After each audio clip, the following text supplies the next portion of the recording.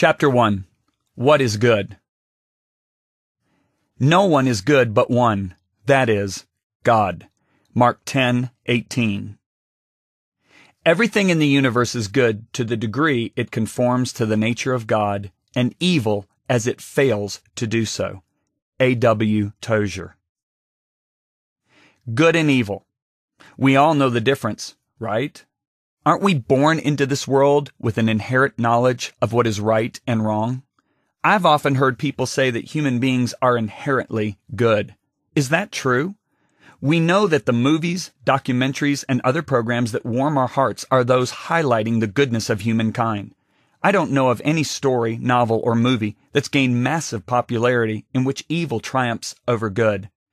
We all grew up watching the good guys go through tough challenges. The odds were stacked against them, and they faced inevitable defeat, often right up to the very end. But suddenly, our heroes broke through to victory or justice. We anticipated and applauded these finales. We expected good to always win out because, after all, God is on the side of good, right? In recent years, producers and networks initiated a trend when they introduced reality television shows featuring makeovers. It began with shows about fixing up a struggling family's home. We sat glued to our televisions, admiring the excitement and generosity of the philanthropists in their outreach to the poor and needy. We anticipated the shock of those who benefited, then teared up in that climactic moment when the poor souls beheld their refurbished house. Then came another show that helped losers struggling with obesity lose large amounts of weight, while still other programs helped with dress, hair, makeup, and more. Soon afterwards, celebrities joined the trend. Recognized artists made a way for those who otherwise would have had no opportunity to showcase their voices or dancing skills.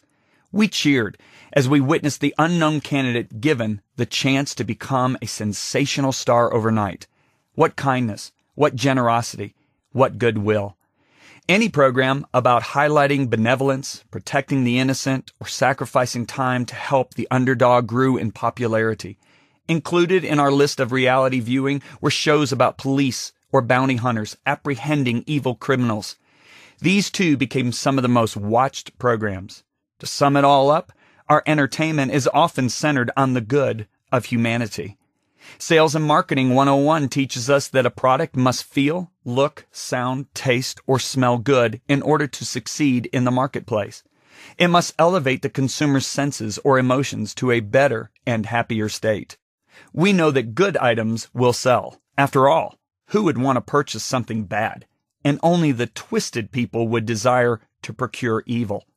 We hear comments such as, "He's a good man," or "She's a good woman," and we normally accept this evaluation at face value.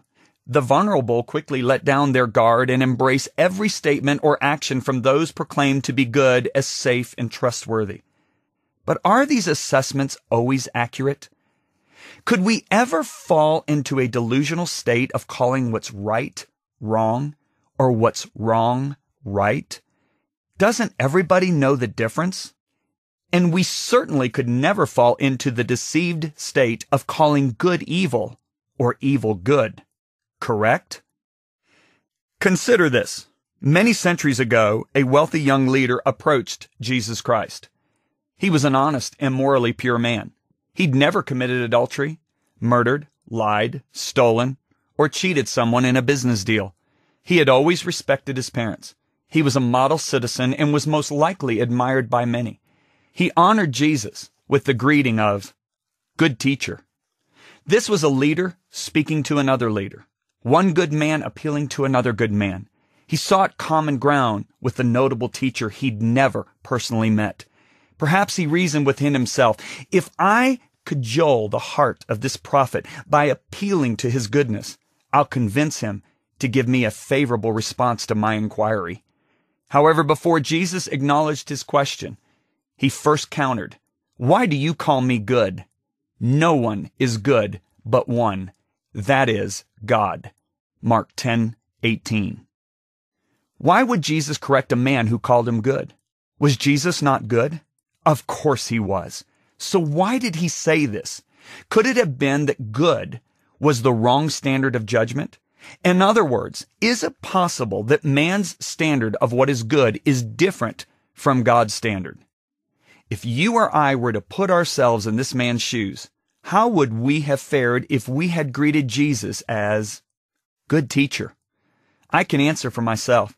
After being a child of God for years, reading through my Bible more than once, studying Scripture for hours, praying daily, and even being in full-time ministry and authoring a few best-selling Christian books, I would have received the same response as the wealthy young leader.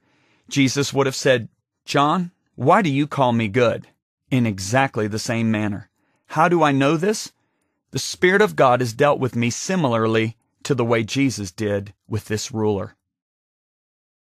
Shocking news. Let me explain. In the late 1990s, I flew to Sweden for a conference. It was an overnight flight that landed in Stockholm early in the morning. After landing, grabbing my bags, and clearing customs, I was met and warmly greeted by my Swedish host. Before we exited the terminal, he informed me of what would become the news story of the year, and quite possibly the decade. He said, "John, a very tragic thing happened last night while you were flying here, so you probably don't know. Let me update you." "What happened?" I asked, both alarmed and curious. My host told me about the fatal automobile accident that had occurred just a few hours earlier. One of the victims was possibly the most recognized and beloved person on the planet. Everything she did made news. My wife Lisa and I admired her charitable work and enjoyed reading articles about her in magazines and newspapers.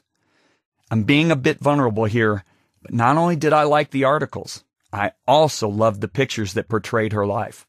Simply put, I was a big fan. Anytime a story involving her came on the news, I would stop what I was doing and pay attention. The news of this woman's death shocked me beyond words.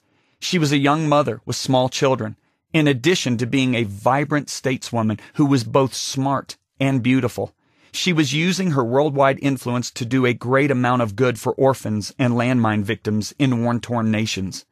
That was enough to win my heart, but her attractive qualities went further.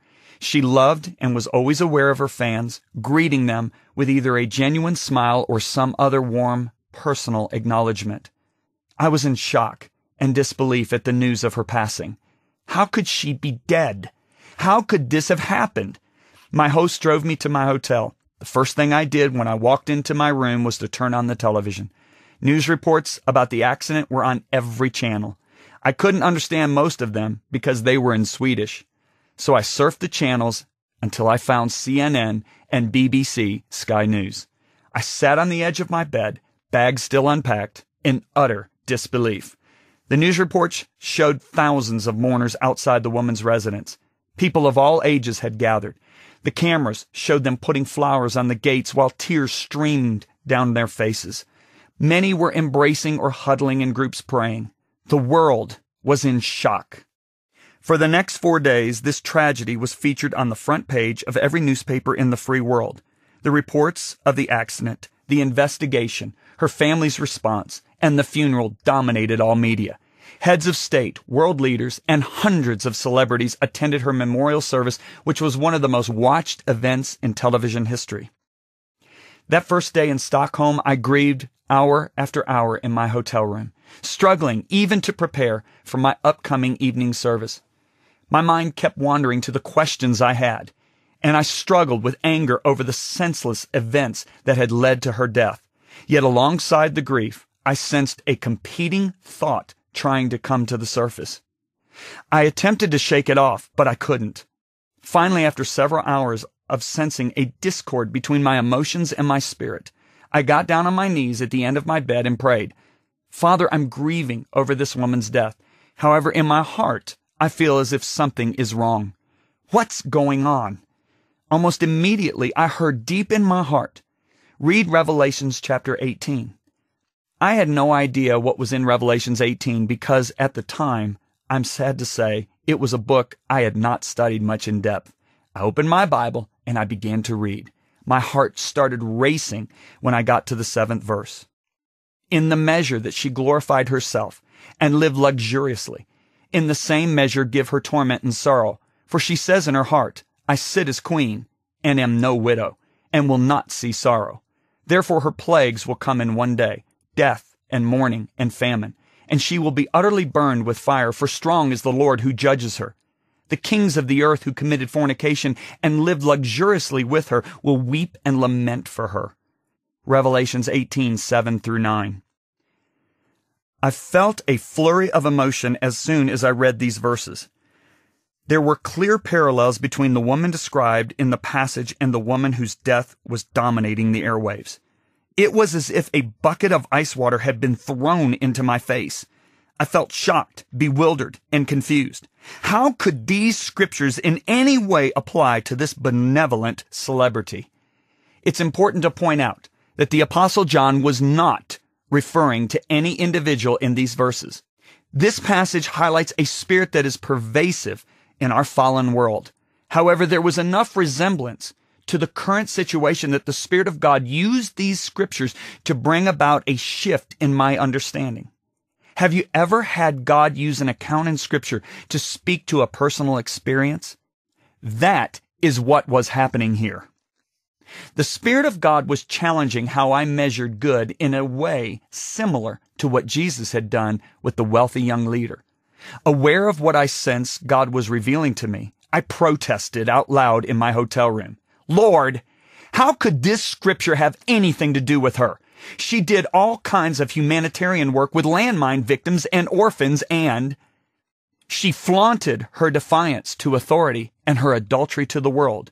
The Lord countered. She was not submitted to me.